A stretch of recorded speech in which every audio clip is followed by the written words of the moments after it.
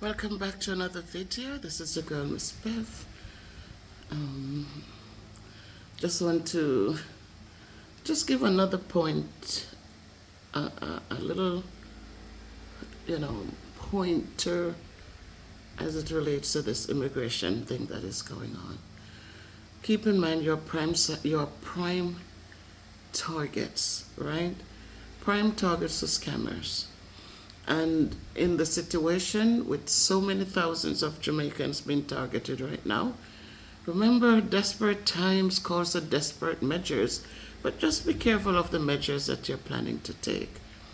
I was listening to one story of a young man on another channel who he's in Miami. He working in the hotel, got connected with women. One woman, yeah, he thought her personality dragged him towards her, but in the meantime, he's, prior works, guys. You don't need to go out there. You are playing the games.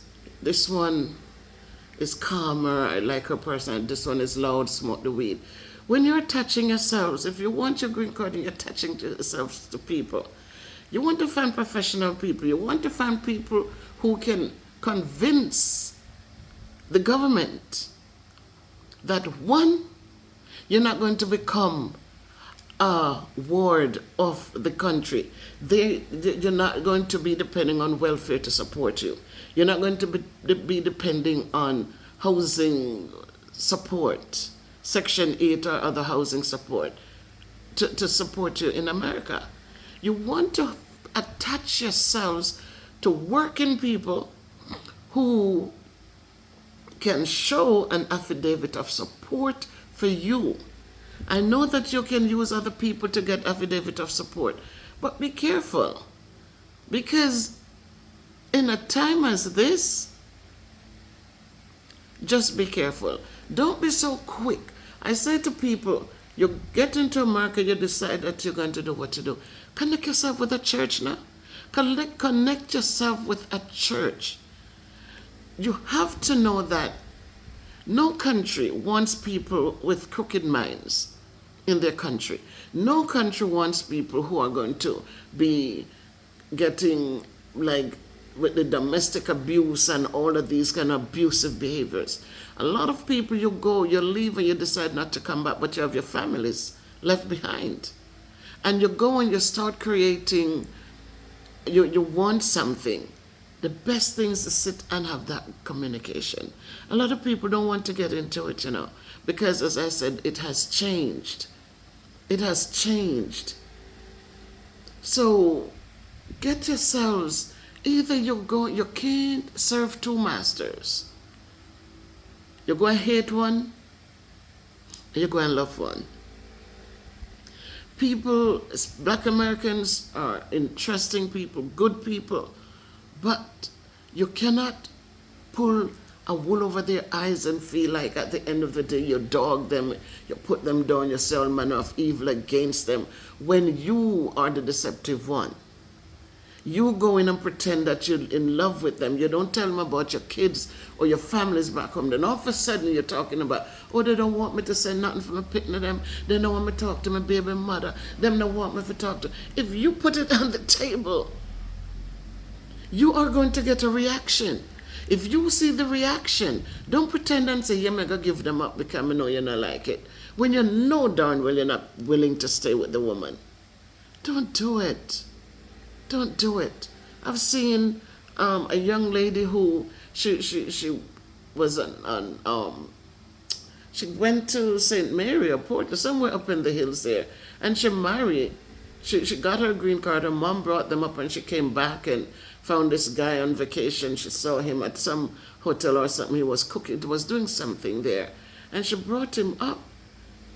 And once the guy got his green card, he didn't even go where she lived.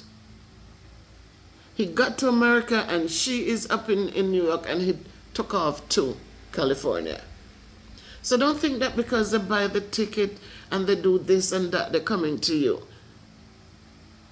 They get through, they hang around, they say, or they come up for a minute, and then the next thing, oh, let's go down, or I'm going down to see my family. And the next thing, they never return to where you are.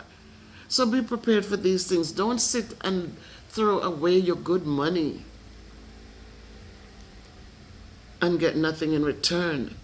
People are out there who are devious.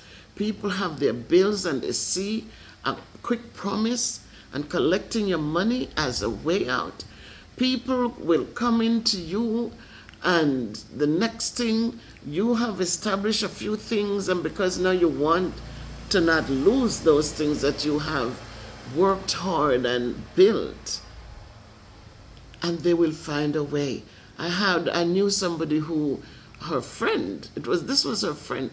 This person came up and she worked hard. She did home health care, and she slept in and she made her money and she bought her first little fix-me-upper house. Then she bought a second fix-me-upper and she fixed them up and she had them rented out. And her friend, I think that was just wickedness, grudgeful behavior. She wanted to get her papers, and the friend brought her a man from Miami. She is up north. He brought a man from Miami up. I said, oh. Mind you, the friend was not legal herself. She didn't take the man for herself. She brought the man and gave it to the girl who have worked hard and bought her homes and just kept working, never went out. She just worked. And when it come to find out, the girl was thinking they got married and looking now that her paperwork everything was a sham. The guy had his family in Miami. And the boy come now want half of what she had. Wouldn't leave her house when she said to get out. Wouldn't leave because when she found out that he had his family already, she's like, my God. And trying to get him out of her house, couldn't get out of his house. Now she's illegal, she's afraid to call the police because she's illegal in the country. And boy, nearly take me the girl life because him want half. And so a lot of them are coming with that attitude, guys. They are well trained, they practice, they know it, and they come in and they want half of what you have worked hard for. So this thing with the immigration crisis, it's not an easy thing. It's not an easy thing. And one of the things you make sure you don't do, men, don't put your hands on any woman, because they'll push you to that. Once they take your money and they pay off their bills or they buy a new car and they feel well set, they know you can't call police and you can't report them so them thief your money because them never thief it. You give it to them. You can't take them to court because you have, how are you going to take them to court? How are you going to take them to court when you are vulnerable? So these people know these things, guys. There are snakes under the grass. Be careful. Don't become gullible and become nervous and stop thinking. And everybody will come and say, yeah, man, we'll help you. It's not an easy process. So a lot of people are not going to stay for the long haul. I know the young man was saying, oh, him just want to put the money together and send to the papers and within like 6 or 7 months he will get in paper. And I say, you don't get, they give you a 2-year conditional thing. Nobody's getting permanent green cards. In America, you think it's that easy. It's not that easy. So do your due diligence, do your work, your homework. Read up things. Don't you leave Jamaica, you come up on a work program, and it means that you didn't go to college or something. You did vocational school. Learn to sit and read and understand it. Because when you think that it's just going to be an easy piece of cake, it's not that easy anymore. And with all the changes, I haven't even looked at the changes. But don't just sit and think, I'm going to get married and in 5 or 6 months I'm going to be legal in the country. And you have to go to interview, right? Are you going to be on the same page? How you know you're going to get a green card in 6 or 7 months? Stop it, guys. Learn to think before we speak. I always say this, the less we say, it's the better off we are.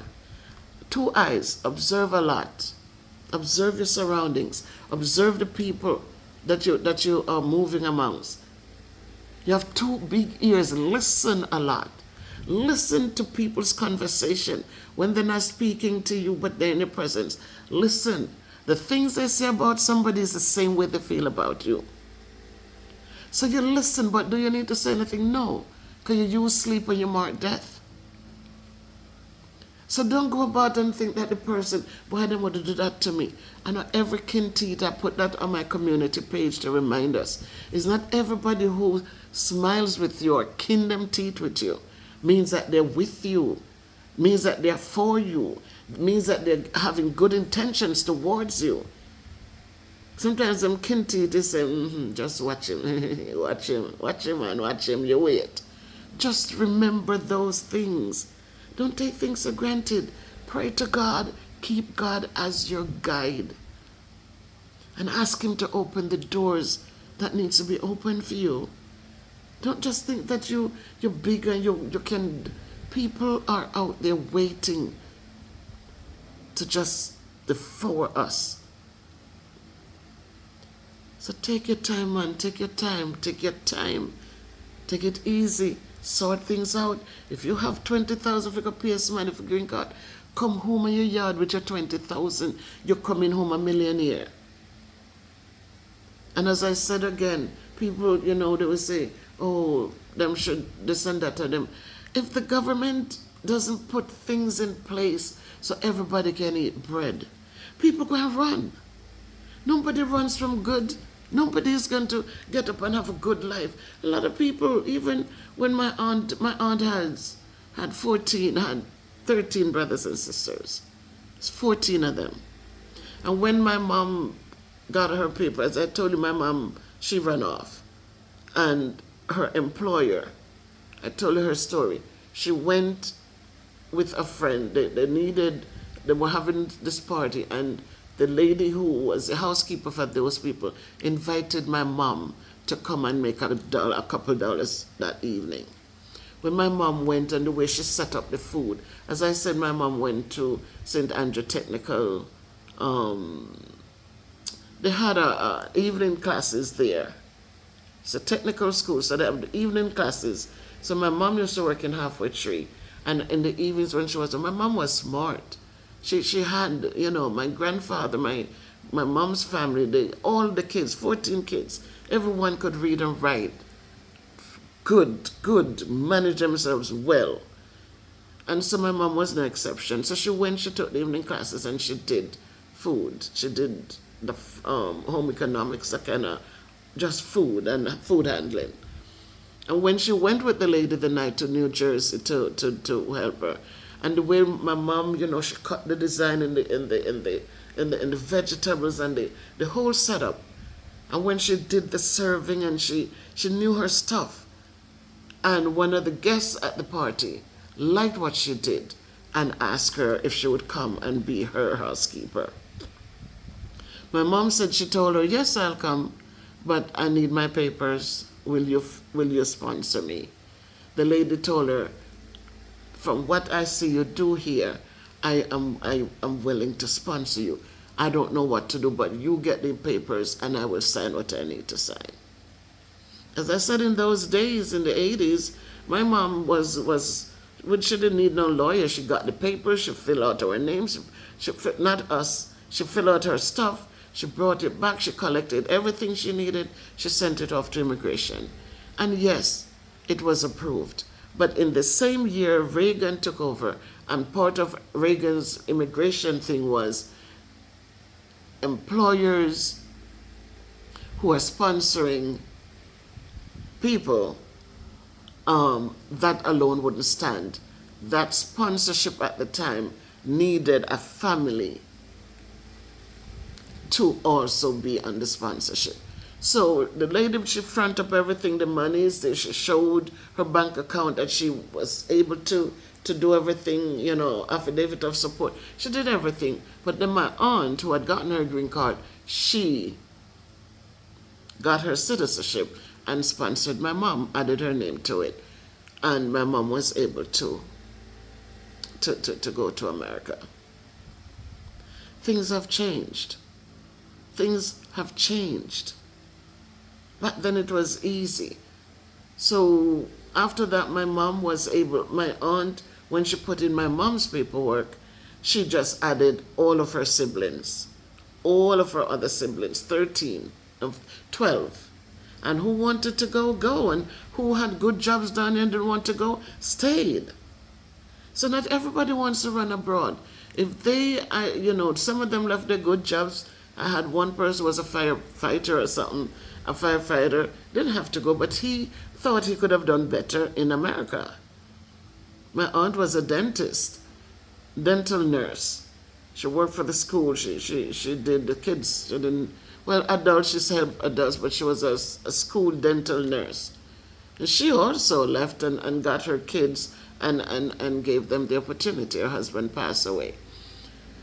So some people will leave and go. Some people, I had some who said, I'm only giving myself X amount of time in America. She went, she got her degree in nursing, she did everything. She returned home, opened her school, and is living well. She returned in the 90s, and she's living well, doing well.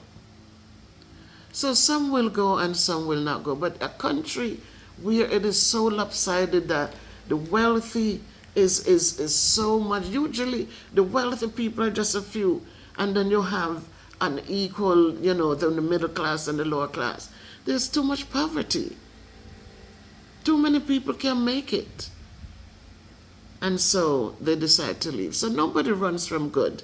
If they are doing well, have a roof, they're not going to take the chance that a lot of people run off and take that chance, running off in America, where they know it can go bad eventually. So I'm just saying to you guys, if you people now are going to charge whatever they want to charge because you're desperate, because you need that piece of paper.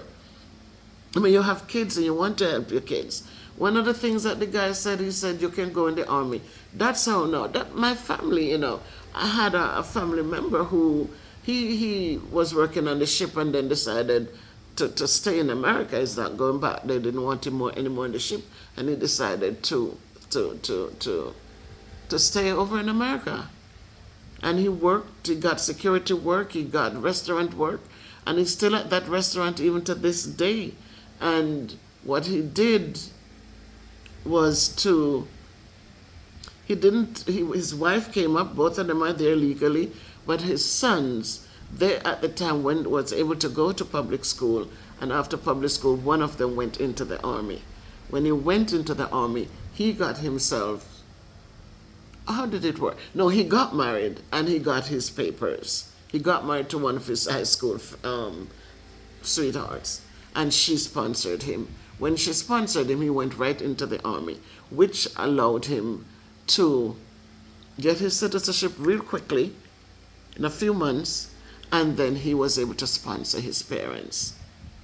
So we have to know, guys, make sure you educate yourselves before you get caught up into things, because desperate times calls for desperate measures, and a lot of times the desperate measures takes too much from you. Remember, whoever you are looking to sponsor you, they must be working people. They're going to be asking for months of pay stubs. They're going to be asking for things. Make sure it's people who are, like, not people smoking weed and them stuff, like, you want people who are upstanding human beings, so that when your paperwork goes in, it doesn't draw negative attention, but it will give you the right passage to go through. Choose wisely. Don't choose out of desperation. Focus, focus, focus. Please stay focused. And things will work itself out. Whatever you're going to do, don't forget prayer. Ask God to guide. Ask God to provide the right person. Maybe you and that person can become an item forever. And those of you who are doing this for people, stop the negatives. And those of you looking, you can't be cussing out people, calling them all sorts of names and think they're going to be happy to help you. You have to be humble. You have to be respectful. You have to be kind. And it has to be kindness begets kindness, respect begets respect. So you are working together in unity. Don't sit there with the bad mouthing and the put downs and the, and all of that. And you're not, nobody not rule you and nobody not this and that. We humble ourselves. Humble calves suck the most milk. And it's a proverb, but I see it like it means, what it means is that when you are humble, people are willing to do more for you. When you are boisterous, you love puff up yourself, you love act like you're the know-it-all, people don't want to be bothered with you. The humble calf one evening when I live in St. Elizabeth, and I'm going to shut up now, I'm over 20 minutes already. When I was young in St. Elizabeth, I told you, where I walked to go to school, the pathway walk was people's property that gives you walk space to go through. And the man had a lot of cows at the end part where you need to come out and go down to the parochial road. And he would let go of the cows, and sometimes I'm going home and the cows are just in the path in front of me. I'm afraid to pass, and I would shoo them and they might walk away and go over on the side. And one evening I was coming out, Granny was out, farmers meeting or something, and I went home, changed, and was coming back out. And as I come down around the corner of the mud hole, I saw this mother cow.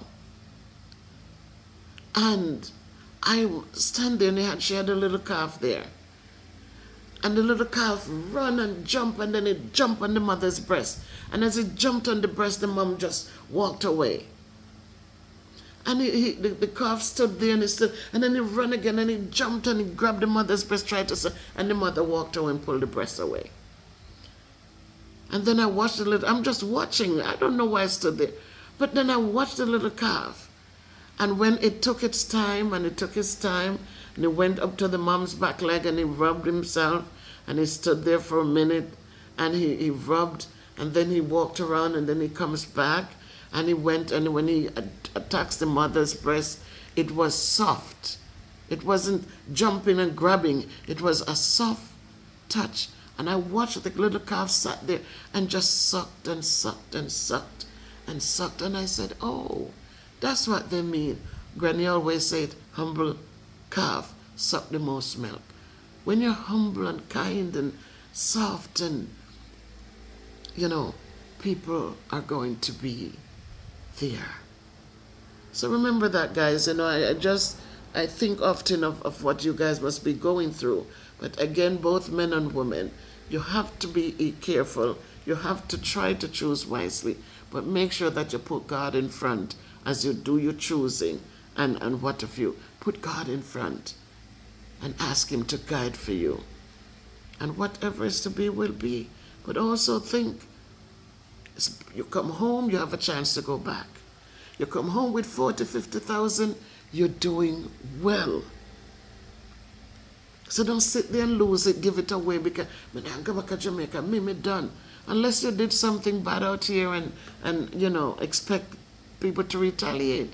If you borrowed money from people when you were going, and you have made it, pay it back. And so just in case, everything will be all right. Again, I know I'm long-winded, but as these thoughts come to head from experiences that I've had, I just want to share them with you guys, because I know some of you are going through all sorts of things. One of the things you don't want to do is to get sick. Stay focused, stay focused. A mind that is depressed is a body that is going to break down. So please stay focused as you fight the fight that you're fighting. Make it a great day by choice.